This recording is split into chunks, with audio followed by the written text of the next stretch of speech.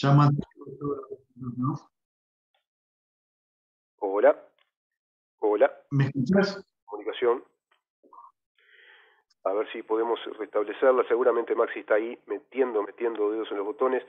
Yo vine hoy, iba a hablar con el diputado Schipani por el tema de FENAPES, pero también quería hablar por el tema de esa, bueno, apropiación indebida de parte de símbolos partidarios, que ya lo habíamos conversado con el diputado Conrado Rodríguez, la utilización de la imagen de José Valle y Ordóñez en la campaña pro referéndum. Por otra parte, ¿qué está sucediendo con el tema FENAPES? Sé que se abrió una comisión de investigación. ¿Está de nuevo el diputado? Acá estamos, ¿me escuchás? Sí, sí, te escucho. Acá estamos. ¿Cómo Felipe, andás, Rubén? bien, ¿y tú? Bien, bien, bien. No, mira, te iba a consultar primero por el tema que venimos tratando contigo, que es lo de FENAPES, que sé que se abrió definitivamente, ¿no?, una comisión de investigación.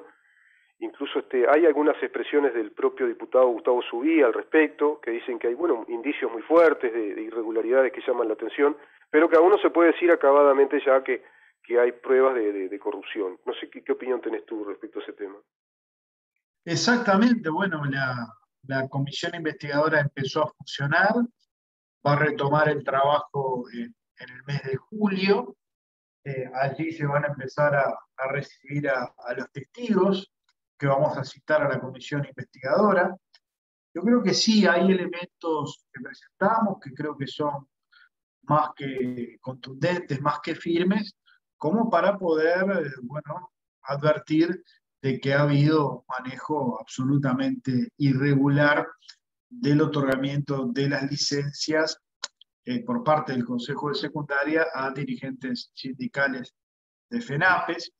Si hay delito o no hay delito, bueno, eso yo creo que con el trabajo que desarrolle la comisión investigadora se va a advertir, ¿no?, la presunción de hechos con apariencia delictiva. Yo particularmente creo que sí, que los hay. Con la información que tenemos ya se puede advertir. En primer lugar, que hubo un engaño por parte de los dirigentes sindicales a la directora del Liceo de San José, Claro. porque para poder justificar todas esas horas, que recordemos fueron 250 entre el 2016 y 2017, me dio un engaño a través de la presentación de certificados falsos, de certificados firmados nada más y nada menos por el secretario general de FENAPE, José Olivera, en donde invocaban un convenio que supuestamente los habilitaba a faltar, y a la postre, bueno, advertimos de que ese convenio nunca existió. Y después, lo que claramente es llamativo es cómo las autoridades de secundaria, sin ningún amparo normativo, justificaron a diestra y siniestra cientos, miles de horas a dirigentes sindicales para distintas actividades, horas que tenían la característica de que no se reponían, de modo que aquí, Rubén, por sobre todas las cosas, además del perjuicio económico, hay un perjuicio que yo considero que es irreparable, que son las clases que no tuvieron esos estudiantes, porque estas horas no tenían suplencia. De modo que hubo una pérdida de clases importantes, eso afectó, por supuesto, los aprendizajes. De modo que, bueno, todas estas cosas van a ser materia de investigación de la comisión investigadora. Y en el curso de este tema se mezcló el asunto de Valle Ordóñez, de la utilización de su imagen, también por parte de FENAPES, para la recolección de firmas contra la luz, y el pronunciamiento de la Corte Electoral, que creo que es bien importante y de alguna manera confirma lo que ha sido la jurisprudencia de la justicia electoral en la materia, ¿no?, en proteger las figuras que hacen a la identidad de los partidos. Claro, claro, sin duda. Ese otro punto, el último que tú tocas, a mí me resulta de una práctica política muy rastrera, porque apropiarse o pretender, porque no se pueden apropiar, de hecho no se apropian, pero pretender hacerlo y confundir a la opinión pública con figuras tan relevantes dentro de la historia de un partido tradicional como es el Partido Colorado. Todos sabemos lo que significa José Valle Ordóñez para el Partido Colorado, pero quizá la gente más joven no lo sepa. y quizás sea producto de eso otro que tú estás investigando, que es el deterioro educativo, que uno de los aspectos que tiene seguro es este aspecto de, dejemos la palabra irregularidad, parece una palabra ya demasiado usada por los uruguayos, ¿no? Pero esa sintomatología, viene bien al caso, ¿no? En esta época, esa sintomatología de algo que no funciona bien y que puede terminar resolviéndose en la justicia como delictivo, es uno de los aspectos importantes que dan cuenta de, o que dan, digamos, la causa de ese deterioro educativo, ¿no? Es decir, de una federación proselitista, militante, que no le importa mucho la educación de los uruguayos y que se ha venido deteriorando en estos años. Y por otra parte ahora, bueno, esto, ¿no? Apropiarse de símbolos patrios y utilizar incluso de modo proselitista dentro del ámbito educativo una campaña pro referéndum, ¿no? No sé ahí qué se puede opinar respecto a lo institucional. ¿Qué es lo que está pasando ahí? Bueno, es la tercera vez que el Partido Colorado denuncia esta situación ante la Corte Electoral, llamativamente siempre es del mismo lado, ¿no? Que se utiliza la imagen de Valle de modo indebido. Es el tercer fallo de la Corte Electoral, menos de un año y medio, sobre el tema. Eh, y bueno, digo, yo creo que aquí hay otras cosas que hay que analizar también, no solo el uso indebido, sino la reacción de quienes estaban usando indebidamente la imagen de Valle y luego el funcionamiento de la Corte Electoral, ¿no? Que es el máximo órgano de justicia electoral del país. La reacción que tuvo el sindicato FENAPES realmente, bueno, denota los valores que tiene ese sindicato, porque ¿qué es lo que debe hacer cualquier ciudadano republicano, demócrata, en una república como la nuestra, ante un pronunciamiento de la justicia? Se puede compartir o no, pero hay que acatarlo, hay que respetarlo. Bueno, la actitud de FENAPE fue burlarse de la Corte Electoral, burlarse del Partido Colorado. Enseguida colocaron una imagen de Valle Ordóñez con un tapabocas y con unos lentes de sol, o sea, tapándole la cara, pero claramente con la cabellera. No había que ser muy lúcido para advertir que se trataba eh, de la imagen de Valle, y empezaron a difundir esa imagen, ¿no? Lo que habla también del desprecio por las instituciones, del desprecio por el pronunciamiento de los órganos judiciales, de quienes son, en definitiva, los profesores de este país, ¿no? Quienes educan a nuestros jóvenes en las aulas. Si estos son los valores que ellos transmiten, realmente yo creo que como padres deberíamos preocuparnos, ¿no? Por quiénes son los que están educando a nuestros hijos. Y aclaro que FENAPES es un gremio que no representa ni a un tercio del profesorado de este país. Y destaco una frase del profesor Robert Silva de esta semana, cuando a partir del paro del pasado jueves se dejó a más de 18.000 niños sin alimentación en los comedores, ¿no? Que Ah, es otro tema que podríamos conversar. Un paro contra el hambre y dejaron a 18.000 niños sin poder concurrir a los comedores. Pero Robert Silva, refiriéndose a estos temas, dijo algo que me parece categórico, ¿no? La gran mayoría de los docentes de este país no son como aquellos docentes que habitualmente tienen un micrófono en la mano. O sea, la gran mayoría del cuerpo docente de este país no son representados por los dirigentes sindicales, que incluso esta semana llegaron a acusar al gobierno de homicida, ¿no? El señor Olivera, y le digo señor porque no es profesor, ¿no? El líder del sindicato de profesores no es profesor recibido, pero bueno, el señor Olivera dijo en San José de que la política... hola, se cortó la señal, lamentablemente. Nos iba a hablar del señor Olivera, José Olivera, que es dirigente sindical de la educación, según Esquipani, profesor. en la época de la dictadura y otras sartas de disparates más.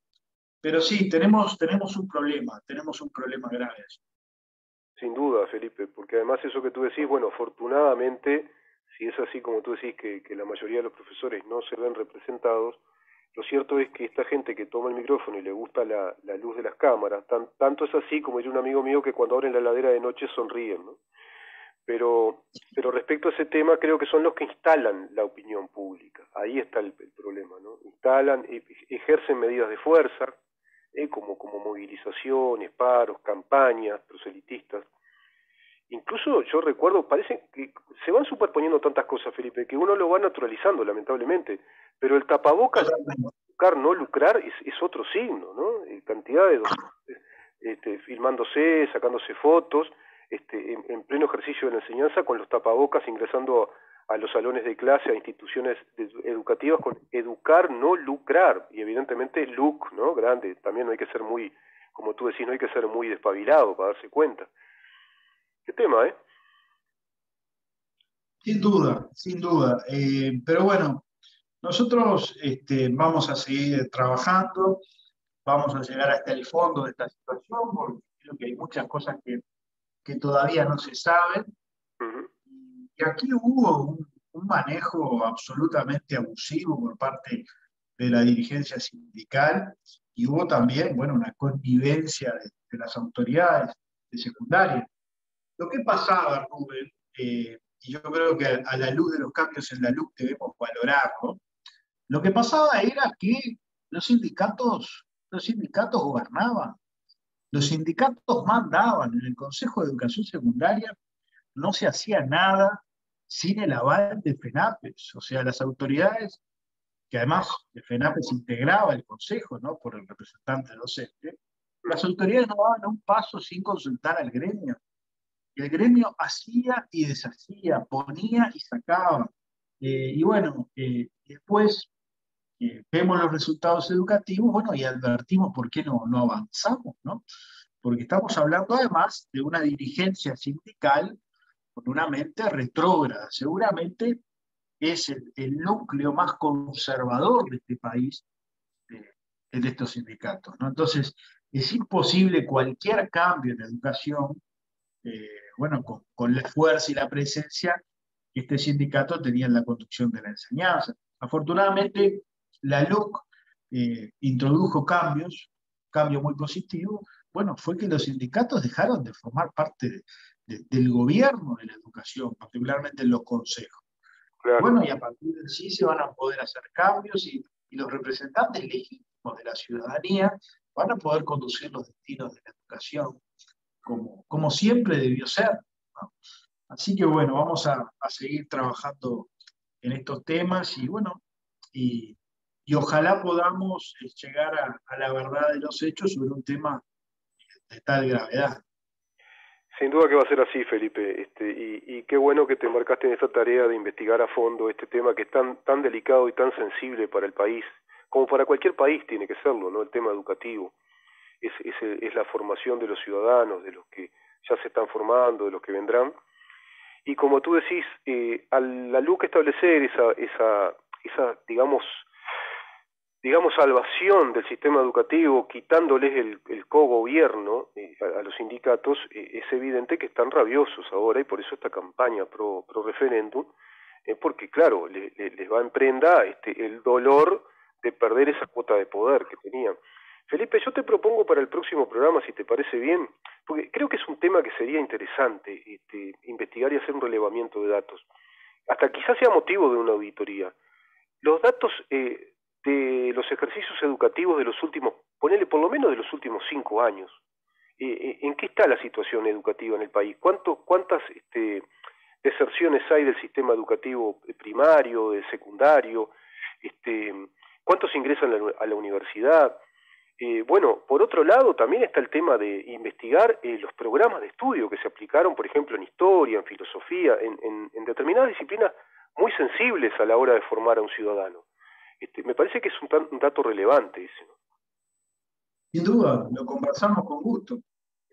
De pronto yo por mi lado voy a hacer una investigación y ver si tú tenés datos y hacer un relevamiento de todo eso, para justamente mostrarle a la audiencia el deterioro, en qué consiste cuando hablamos del deterioro educativo, más allá de las pruebas PISA, que también son un síntoma muy claro, pero son consecuencia, ¿no? En definitiva es el dato emergente de un deterioro educativo, las dificultades lectocomprensivas, las dificultades en el conocimiento de las matemáticas, qué carga horaria tienen las materias y especialmente cuáles son los programas, por eso enfatizo en historia, filosofía y ciencias sociales, porque ahí es donde se filtra precisamente ese proselitismo, como tú decís, ya retrógrado, donde se introduce una ideología más que una teoría científica dentro del abanico o la universalidad de conocimientos que todos debemos recibir, y que en ese sentido yo creo que han sido muy estafadas las últimas generaciones.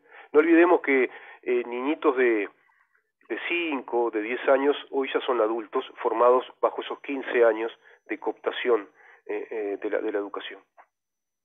Sin duda, sin duda. Lo conversamos, un placer, Rubén. ¿Cómo Y no? pronta mejoría. Cómo no, Felipe, muchísimas gracias por estar nuevamente en el programa y bueno, y por tu preocupación por mi estado de salud. Te agradezco un montón y cuídate vos también, que la cosa no está para bollos, como dirían antiguamente. Un abrazo grande. Un abrazo, Felipe. El diputado Felipe Schipani conversó con nosotros acerca, bueno, de uno de los temas que hacen a su